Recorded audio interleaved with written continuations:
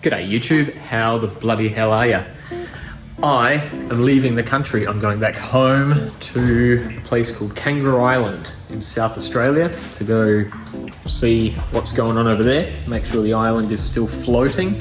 And so I wanted to make a quick video before I go, just to let you know I am leaving and show you a couple of things and answer a particular question that I've been asked a lot and I've said for ages that I would do a video on, and I still haven't. So I thought this might be a good time to do that. So the question I've been asked so many times is, how do you reuse things like brushes when you're doing resin coats? And how do you clean things like squeegees when you're laminating? How do you get the resin off it and be able to use it over and over and over again? So I thought I'd quickly answer that. I can answer the brush question pretty easily. So I only ever use chip brushes because I'm a ding repairer. So I'm able to do 4, 5, 6, 7 boards with one brush. I kind of work all my repairs in batches. So once I've done that, this brush just goes straight in the bin basically. But for a surfboard laminator who's only working on brand new boards and really finicky laminating work, they will generally use quite expensive, high quality brushes, much wider than what I use as well. And they definitely reuse those brushes. And they sometimes, I spoke to one guy a little north of here, he had the same brush for like 15 years or something. It was his pride and joy. And so I asked him the same question many moons ago. So I'm going to tell you what he told me, how he keeps his brush going for 15 years at a time. So we're going to use our imagination a little bit here because I don't have the setup, because like I said, I just throw my brushes away after each use. But let's say we have 3 clean pots here. We can get them balanced, 1, 2, 3 pots. So basically the way this guy does it is each one of these pots he's going to put acetone into. A little bit of acetone in this one, this one, this one. He's probably using not such a deep pot, something more like an ice cream bucket, you know, but whatever you've got. So acetone in this one, acetone in this one, acetone in this one. Then you're going to use your brush. So you've done your board coat, it's covered in resin. So the first thing you're going to do to clean this brush is you're going to put it in pot number 1. And you're going to mince it around and mush it and clean as much resin off as you can, all that gunk, wipe it on the edge, clean it out. Then you're going to go to pot 2 once you've got rid of the bulk of the resin. And you're going to do the same thing, swill it around, wipe it off, get it clean. And once it's almost entirely clean, then you're going to sit it in bucket number 3, and that's it. What you're going to end up with is really dirty thinners, medium dirty thinners, and clean thinners. As you do this more and more and more, eventually pot number 1, the acetone in this pot, is going to turn to jelly basically. It'll be unusable. So when that time comes, you're going to take that pot and dispose of your acetone. How you do that, I don't know, but don't pour it down the kitchen sink or something. This pot is going to be emptied, cleaned out, and then pot number 2 is going to become pot number 1. So this one's going to be a little bit dirty, but not as dirty as this one. And then pot number 3, that's still going to be pretty clean acetone. So that's going to become pot number 2. And then this one that you've just rinsed and cleaned out, that's going to become your pot number 3, and you're going to top it up with clean acetone once again. And then the next time you use your brush, same thing applies.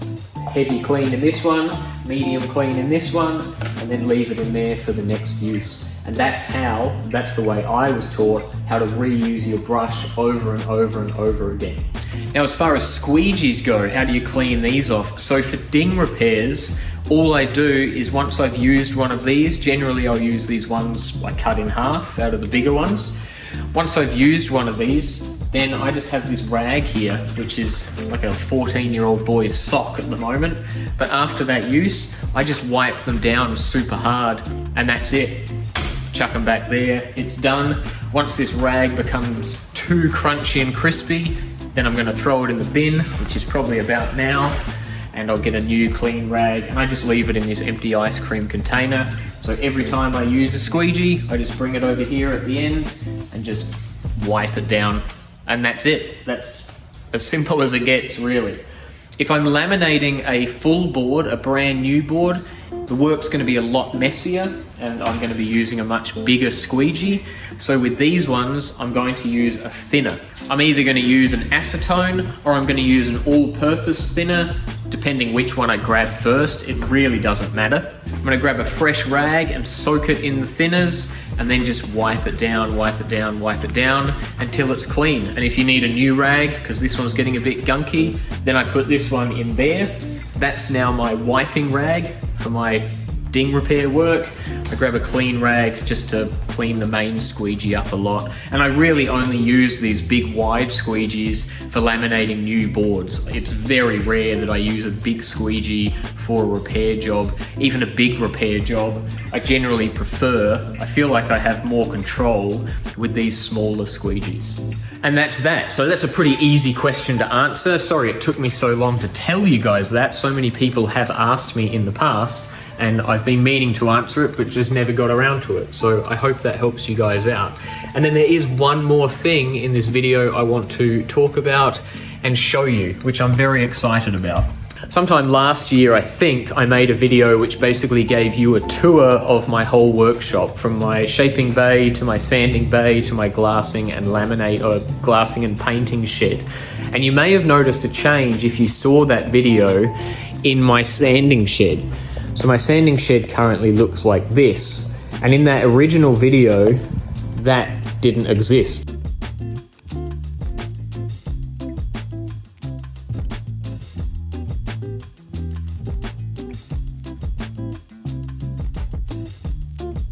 So I've been holding off telling you guys about this, but today I am happy to say and excited to show you what is in here.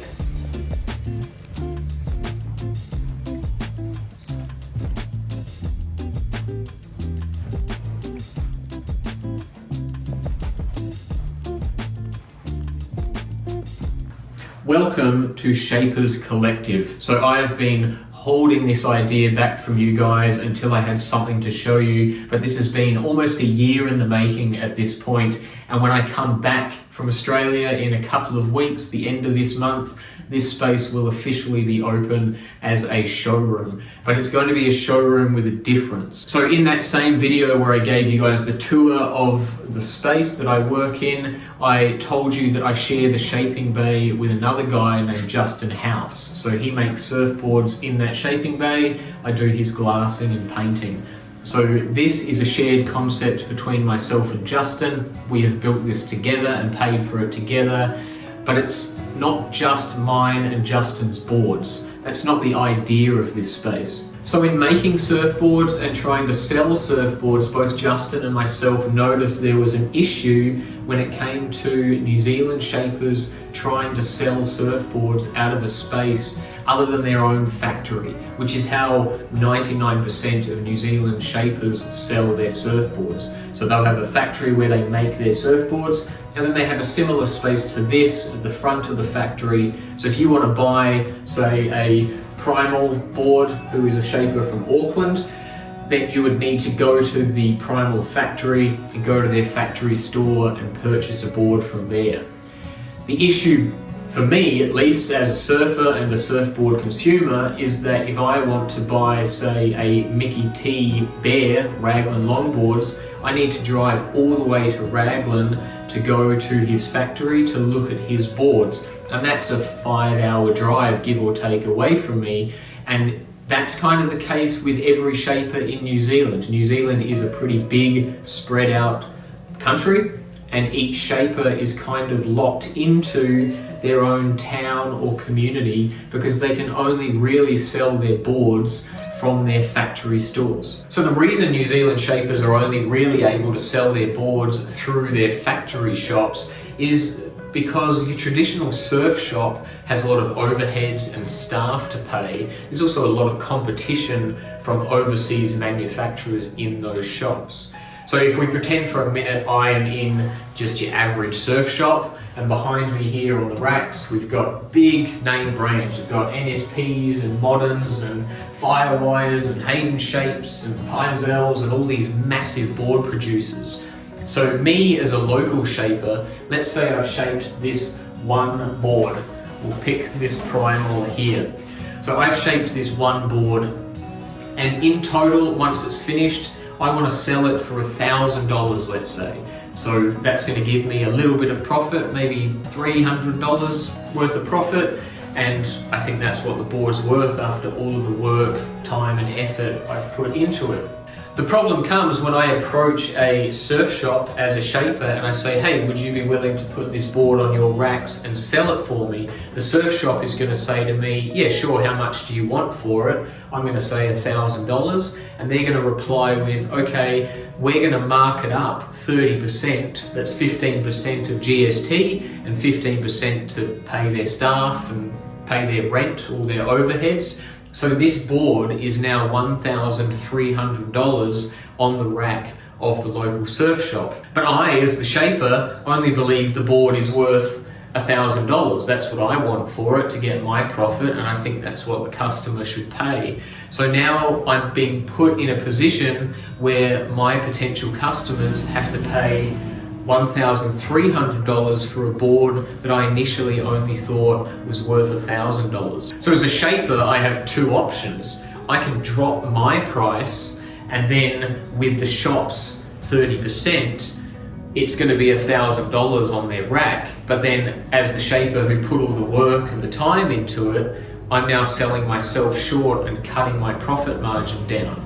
So that doesn't really work for me. But if I don't mark the price down, then the customer's getting the raw end of the deal, because they're now paying $1,300 for a board that I believe, as its creator, is only worth $1,000. So it's kind of a lose-lose situation. The only person in this situation that doesn't lose is the surf shop selling the board. The customer loses, the New Zealand shaper loses, but the surf shop is in the same position. On top of all of that, let's pretend this is my one board here that I've shaped, and all of these other boards are those brands I mentioned earlier, who have huge marketing budgets, professional team riders, ads in magazines, websites, YouTube channels, all the rest. No customer that walks into this surf shop is likely to even have heard of me. And I've only got one board on the rack, but all these other guys, there might be 20 Firewires, 30 Piezells, 40 Moderns, whatever it is. So my board is hidden amongst all of those other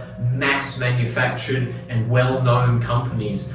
And with the 30% markup, there's no way my price can compete with those big manufacturers. So as a surfboard shaper, it just doesn't make any sense financially to approach New Zealand surf shops and ask them to put my boards on their racks. So this has created an environment in New Zealand for decades where if you want a particular shaper's, let's say, Primal from Auckland, if you want one of his boards, you need to travel to Auckland to meet the shaper, feel the boards, pick a stock model or order a custom. And because New Zealand is so spread out, that makes it more difficult for the customer. So really what we have is you go to particular towns or regions within New Zealand, and if you see a New Zealand shaped board, it's likely going to be from a shaper in that town or region. Each shaper is kind of locked in to their little community, and it's really difficult for them to get their boards outside of that area. There's 5.5 million people in New Zealand, maybe they've only got a few thousand people in their town, so it really limits the shaper to a clientele of a few thousand, where if they were able to put their boards around the country in different places, they would have a market of 5.5 million people, assuming of course everyone in New Zealand is a surfer, which I think after COVID, everyone in New Zealand is now a surfer. So the concept of Shapers Collective is to get New Zealand shaped boards only in this space as either a showroom or a shop. If a New Zealand shaper wants to put a board in here and just have it on display so customers can come in and they can feel the rails and they can pick it up and they think, man, I love this board, who made this? We can give them the details, they can go to that shaper and order a custom without having to drive down to the town to really feel and gauge this shaper's board. If the shaper wants to sell their board from this space, well, of course, that's great, and we're happy to sell the board for them, but we don't want to mark their prices up 30% as well, because that's the whole problem to begin with. So we needed to come up with a solution that was better for the customer, better for the shaper, and of course advantageous for myself and Justin as well. So what we've come up with is a system of shapers renting board racks. So each shaper, like Glenn from Primal here, what he's going to do is he's going to pay $20 per month for this rack that his board is on. So that's going to come down to a yearly fee of $240. So he's going to rent this rack for $240. After that, he pays nothing more. So let's say this board now gets sold. He doesn't have to rent that rack again. That's his rack for the year. So now he can bring in another board to replace the one we've just sold for him. He can stick that in there. He's already paid his $240 for the year for that rack.